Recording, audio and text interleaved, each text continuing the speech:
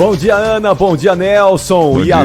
Seu entusiasmo é justificável, viu, Nelson? Porque hoje o Brasil pode mesmo garantir vaga nas oitavas de final da Copa do Mundo se vencer a seleção da Suíça e se a Sérvia vencer a seleção de Camarões, o Brasil já estará garantido nas oitavas de final. Estádio 974, o estádio mais sustentável dessa Copa do Mundo, aquele estádio que foi construído com 974 containers e que será totalmente desmontado ao final do Mundial para ser montado em um país que a FIFA irá indicar. E por que 974 containers? Porque é o código de telefonia do país. Para ligar aqui para o Catar, você usa o código 974. É uma homenagem ao país e também a questão muito importante da navegação aqui no Porto de Doha, que é muito importante para o país. É nesse estádio, com capacidade para 44 mil espectadores e que deverá estar lotado. Finalmente um estádio cheinho nessa Copa do Mundo, que o Brasil joga 13h pelo horário de Brasília contra a Suíça. E o repórter Alexandre Pretzel tem as informações da seleção brasileira ao vivo nesse começo de tarde de segunda-feira aqui em Doha, no Catar. Olá, Pretzel, boa tarde.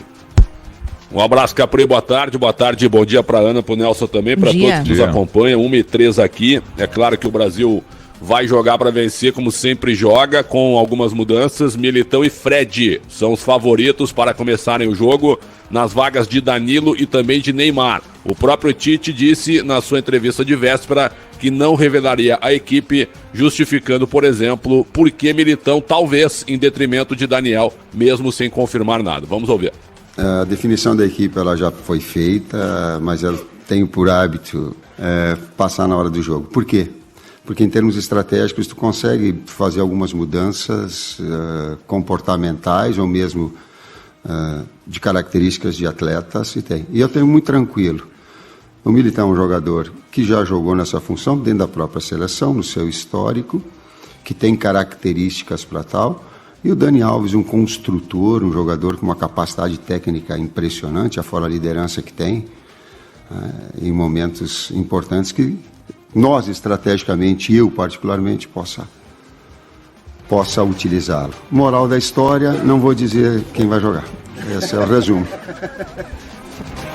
Esse é o resumo da brincadeira que o Tite fez na entrevista coletiva, mas por essa declaração, Daniel em momentos estratégicos que eu posso usar. Então provavelmente ele será aproveitado em alguns momentos de jogos que o Tite entenda que ele possa ser realmente útil. Apesar da sua grande qualidade, da sua experiência em Copas do Mundo, são 9 jogos de Copa contra nenhum do Militão, mas é o Militão que vai para o jogo. Então Alisson, Militão, Thiago Silva, Marquinhos e Alexandro, Casemiro, Fred, Paquetá, Rafinha, Richarlison e Vinícius Júnior é o provável time para o Brasil enfrentar a Suíça. Para quem gosta de retrospecto, vamos lá. Brasil e Suíça se enfrentaram 2 vezes em Copas, 2 empates. Na Copa de 50 no Brasil e na Copa de 18 na Rússia. Tá na hora de ganhar da Suíça, Capri, e acho que vai ser hoje. Tá na hora de vencer e tá na hora de ficar de olho no outro jogo do grupo que a gente vai trazer daqui a pouquinho o destaque com o Lucas Herrero lá do estádio Al Janoub, onde Camarões e Sérvia já estão jogando. Mas antes de falar dessa partida, precisamos contar aqui pro ouvinte da Bandeirantes sobre o adversário da seleção brasileira, sobre a seleção da Suíça, mais uma vez no nosso caminho em uma primeira fase de Copa do Mundo. Nos últimos dias, o repórter João Paulo Capellani se dedicou a acompanhar de pertinho o time suíço e ele tem as informações nessas horas que antecedem o jogo sobre o time que vai enfrentar o Brasil daqui a pouquinho no estádio 974. Olá, Capelanes, boa tarde. Fala, Capri, boa tarde. Abraço para quem tá no estúdio, pra Aninha, pro Nelson, pros ouvintes da Rádio Bandeirantes, um bom dia para vocês.